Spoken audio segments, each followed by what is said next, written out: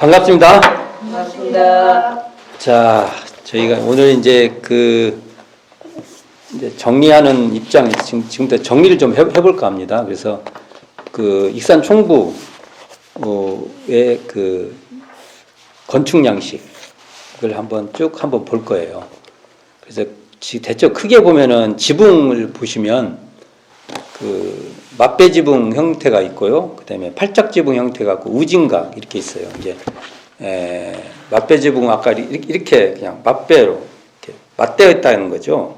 그 다음에 우진각은 양쪽이 이렇게 삼각형으로 이렇게 양쪽이 이렇게 있어요. 삼각형. 그렇죠. 이게 이게 양쪽이 삼각형으로 되어 있는 것은 우진각이에요.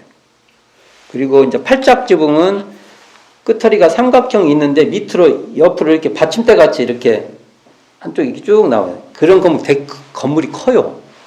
되게 좀 멋낸 거잖아요. 좀 일반 아마 돈도 더 들 것 같아요. 팔짝 지붕 형태가 있다. 건물이 아마 크기나 용도에 따라 좀씩 형태를 잡은 것 같습니다.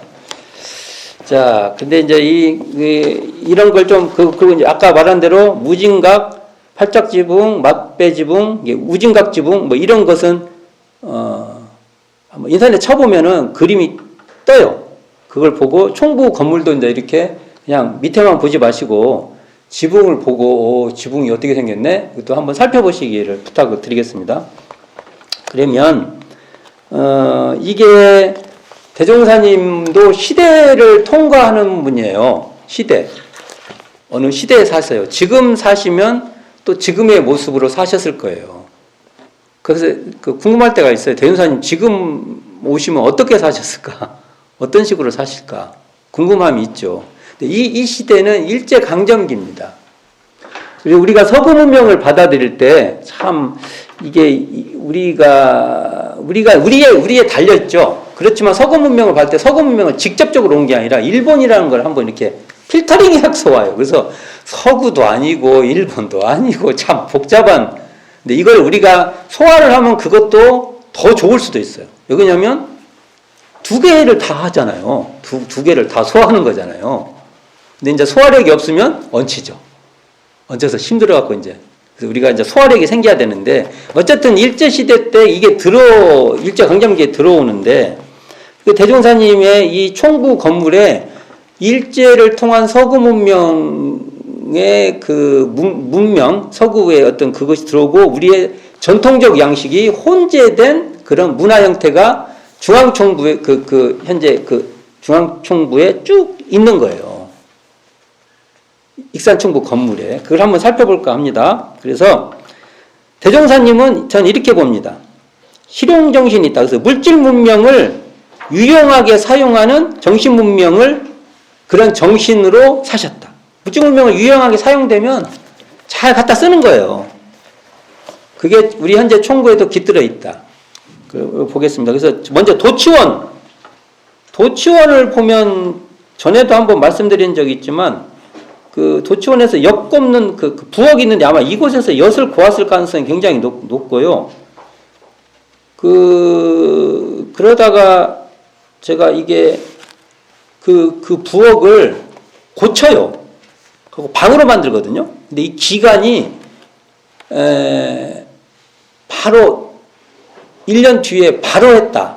그러니까 원기 9년에 건축하고 원기 10년에 방으로 고쳤다라는 설이 있고 아니다. 원기 15년. 왜 15년이라면 구타훈님 구도역정기에 보면 대종사님께서 이제 전에 이제 말씀을 한 거, 이걸 방으로 드렸으면 좋겠다니까 구타훈님이 돈을 댔다는 말이 있어요. 돈을 대서 방으로, 그럼 시기가 뒤로 밀려요.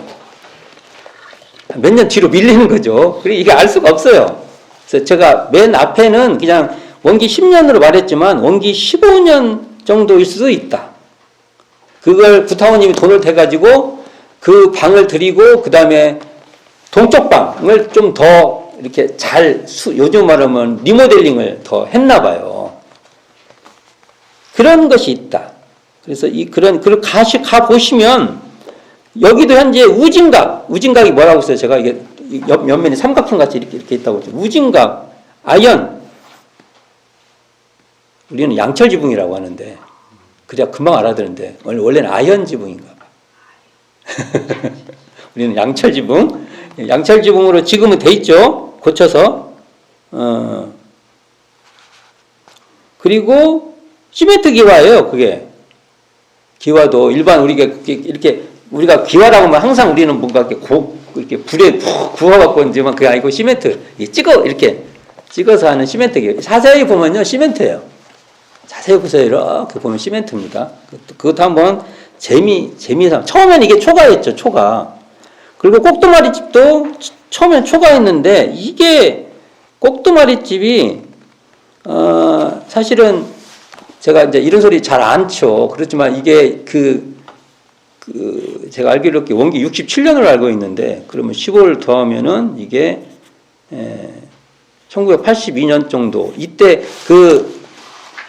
익산 황등간 도로 있잖아요. 도로. 그 도로를 확장을 해요. 그러면서 보건대 건물도 꽤나 들어가고 그 익산 총부 쪽 건물도 좀 들어가요. 확장하면서요. 그래서 내가 농담으로 그 도보로 걸어다니는 데 있죠. 이건 옛날에 우리 선진님들이 쓰시던 곳이다 하고 다니는 게 농담 삼아서 다니고 합니다. 아니 그렇게 생각해도 돼요. 생각해도 됩니다. 그러니까 이게 그렇게 되다 보니까 이게 그때 한 3칸 정도가 도로 하면서는 이렇게 유실됐나 봐요. 그러니까 허물었다는 소리죠. 이렇게 거의 걸쳐 있어 갖고 3칸 정도가 허물어졌던 거죠. 그래서 나중에 이제 이것을 해체 복원을 할 때 이게 8칸 정도로 해가지고 이동시킨 거예요. 건물 있으면 이렇게 이동시켜서 지금 있는 것은 옛날 그대로는 아니에요. 그래도 그 분위기를 그대로 내고 있다. 이렇게 알고 있습니다. 제가 항상 말했잖아요. 앞에 사진이 있으니까 이 건물은 앞에 사진을 보시는 게 좋다. 자, 그리고 그 다음에 이제 영춘원도 처음에는 앞배지붕 형태의 전통 양식으로 지었어요. 이게 처음에는. 그러다가 이제 뒤에 우리가 보면 앞에 대종사님께서 옛날 시기에 보는 바람을 불면 그 안으로 다 들어오잖아요. 그러니까 앞에 뭐죠? 마루 쪽을 이렇게 창문을 달면 지금도 인테리어 그렇게 하잖아요. 그런 식으로 이것도 바꿨어요. 그래서 유리 미닫이문, 창호, 처마 끝에 함석 차양, 이렇게 옛날에 물이 지었으면 그냥 물이 그대로 떨어지잖아요. 이렇게. 근데 거기에 이렇게, 그런 것들도 설치하고 이런 변화가 있어서 근대화가 돼 있다. 라고 보면 되고, 이 영춘의 뒤에 별도로 화장실과 목욕탕도 생기고, 금강원도, 처음에는 3칸 한옥으로 했나, 개수과정에 앞에 그래서 지금 유리창, 이렇게, 유리문 있죠, 유리문, 이렇게 그것이 현대화의 과정을, 근대화의 과정을 밟고 있다. 그 다음에, 공회당, 문제는 이게, 공회당인데, 공회당을 처음에는 맞배지붕 형태였어요. 맞배지붕 맞배지붕은 이렇게 딱 그냥, 맞배지붕 형태였는데, 그리고 이제 아연 함석을 올린 그 지붕이었고요. 공회당도 앞에 막 들어가면은 돌출 현관이 있죠. 이렇게 건물이 앞면이 반듯한 게 아니라 쭉 가다가 앞으로 이렇게 돌출돼 있어요. 지금도 돌출돼 있어요. 그게 현관용으로 돌출 현관이 돼 있다.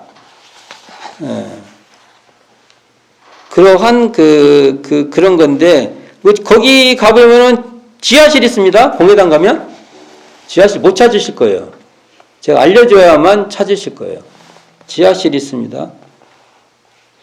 이 건물에 정산종사님이 6.25 때 피신하기도 했다고 제가 알고 있는데, 그리고 이제 근데 문제는 원기 57년, 1972년에 건물 서쪽 일부가 헐어요.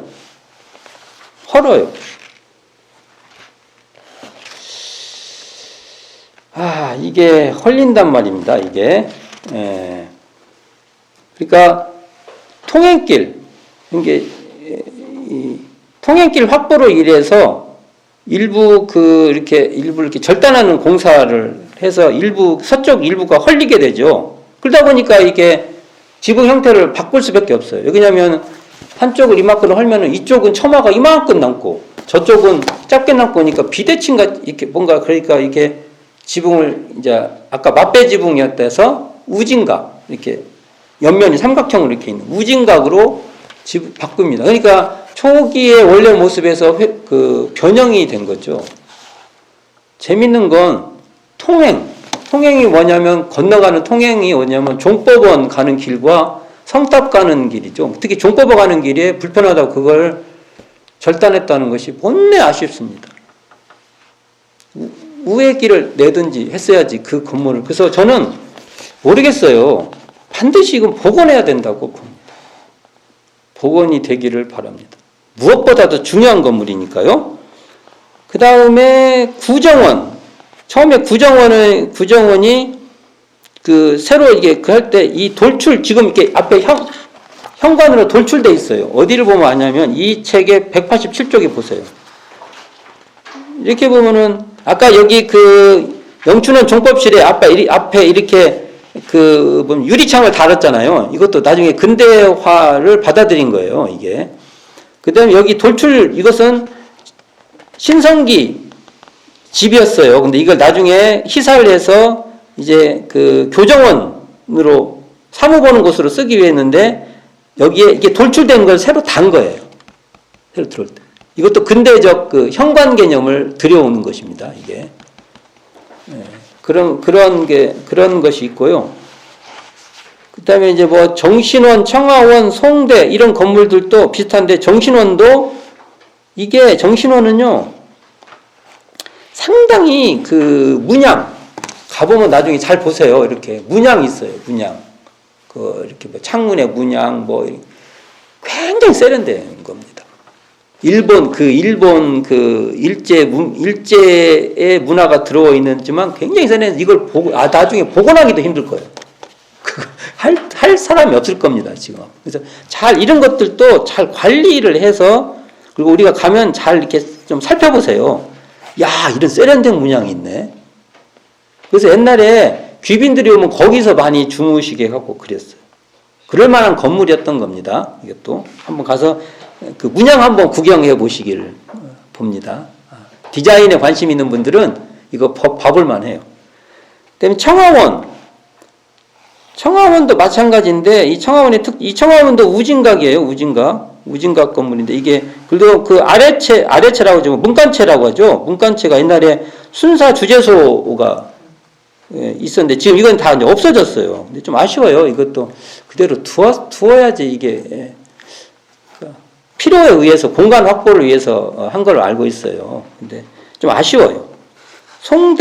송대도 우진각이에요. 우진각. 이게 여기도 하여간 전통 양식과 그다음에 이런 개량 양식이 합쳐져 있는 곳이고요. 이곳에 조경을 했다고 그러잖아요. 그때 조경. 근데 3패널은 송대를 착경한 거예요. 송대 자체의 품속에 들어가는 거죠. 자연의 일부로서 이렇게 하는 그런 기법도 있다고. 자, 여기서 중요한 것 중 하나가 공회당이에요. 또 공회당을 한번 살펴보겠습니다. 공회당에 가시면 공회당 한번 훼손됐다고 했죠. 근데 공회당에 가면은 공기창에 대한 이야기가 있어요. 공기창. 옛날에 뭘로 불을 밝혔어요? 등불. 뭐가 나와요? 그름. 오래 있으면은 굉장히 그런가 봐요. 우리는 등불을 사용 안 해봐서 모르지만. 그러니까, 누구시냐면은 양잠 주무였던, 양잠실을 책임지고 있었던 정일지란 분이 위생관념이 좀 좋으셨어요. 그러니까, 환기구를 만들자. 환기창. 그러니까, 우리 또, 팔상 김광선 선생님께서 옛날에 우리가 살 때 토담집에서도 환기창 하나 없어도 80까지 다 살았는데 무슨 그러냐? 한 푼이라도 모아야지. 그러니까 그래갖고 옥신각신 하다가 결국은 하나만 하자. 가지고 이제 한쪽을 냈나 봐요. 그런데 이제 써보니까 그게 필요하다라고 해서 주산 송도성 선지님께서 나서가지고 남북으로 이렇게 놨다. 처음에 남쪽을 놨다던가 잘 모르겠네 기억이. 근데 하여간 처음에 한 꽃 뚫고 그 다음에 양쪽 뚫리고. 그래서 공회당 가면 어디에 이 공기창 또는 환기창 여러 가지 쓰죠. 통풍창이라도 할 수도 있고 그게 어디 있는가 한번 확인해 보시기 바랍니다. 이야기가 있잖아요. 이렇게 재미있는 이야기가. 그러니까 과연 총부의 변소가 어디 있었을까? 제가 말씀드린 적이 있어요. 지금 공회당 뒤편, 그러니까 지금 종법원과 공회당 사이에 이렇게 길게 창고가 있었는데 창고 옆에 붙어있는 남자 변소가 6칸짜리가 있었다고 그러고, 지금 여자 화장실은 제가 알기로는 지금 그 도치원 옆쪽에 여자 화장실이 있었다고 봅니다. 그리고 밤에 불을 안 켜갖고 빠지는 일도 있고 그래요. 그래서 나중에는 등불을 켜라. 뭐 이런 이야기도 있고 해서 그 화장실이 어디 있는가도 좀 보시면 좋겠고, 그 다음에 이 지하 창고가 종법실에도 있고요. 종법실도 뒤쪽에 보면 지하 창고 이렇게 보면 지하 옛날에는 지하 창고가 있습니다. 지하 창고가 있고 공회당에도 지하 창고가 있어요. 공회당에는 왜 지하 창고가 있었냐면은 뽕잎을 따면 뽕이 물을 먹으면 누에가 물뽕을 먹으면 다 설사해서 죽어버린대요. 난 잘 모르겠어요. 근데 그러니까 뽕을 따면 습기 같은 게 안 되게끔 그 공간에 보관하기 위해서 공회당에도 창고에다 뽕을 이렇게 저장해 놓고 했던 그런 것입니다. 그래서 종법실 영춘원이죠. 영춘원 종법실에서 지하 창고가 어디 있는지도 찾아보시고 뒤쪽에 있어요. 그다음에 공회당은 어디 있는가? 공회당은 들어가는 그 현관 입구에 들어가는 출구가 있습니다. 이런 것도 한번 찾아볼 수 있는 기회가 되시면 좋겠고, 대각전도 부분적으로는 전통 기법이지만 주로 일식 목구조의 건물입니다. 그런 근대 건축물인데 이 지붕도 시멘트 기와조로 우진각이에요. 그것도 대각전 우진각이라는 건 표가 팍 나요. 이게. 그리고 정면과 측면에 이렇게 정면은 문이 이렇게 딱 열면 그냥 이렇게 자동으로 이렇게 열리는 거, 저쪽은 이렇게 밀어서 정문 쪽은 밀어서 이렇게 되는 그런 것이 있고, 창문은 이렇게 밀어 올리고 옛날식이죠, 옛날. 그래서 이건 복원하기도 참 어렵다고 하더라고요. 그런 식으로 돼 있고요. 그리고 이 건물은 나중에 증축된 건물이다. 이런 것들 좀 알아두셨으면 좋겠고, 제가 왜 이런 얘기를 하냐면 건물을 보고도 관찰력을 가지고 좀 보시라. 요 이야기는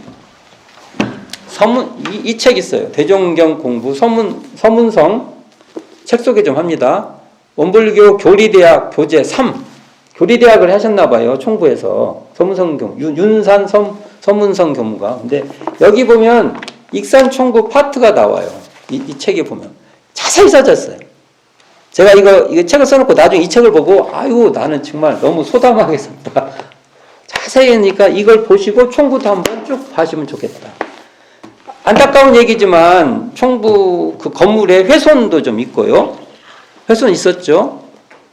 또 총부에 의외로 굉장히 재밌는 이야기, 건축에 관계된 재밌는 이야기도 있는데 너무 모른다. 그래서 훼손된 것은 특히 공회당의 훼손은 반드시 회복됐으면 좋겠고, 이 대종사님 이 건축에도 보면은 대종사님의 정신이 있어요. 그 물질문명 수용이라는 대전제가 있습니다.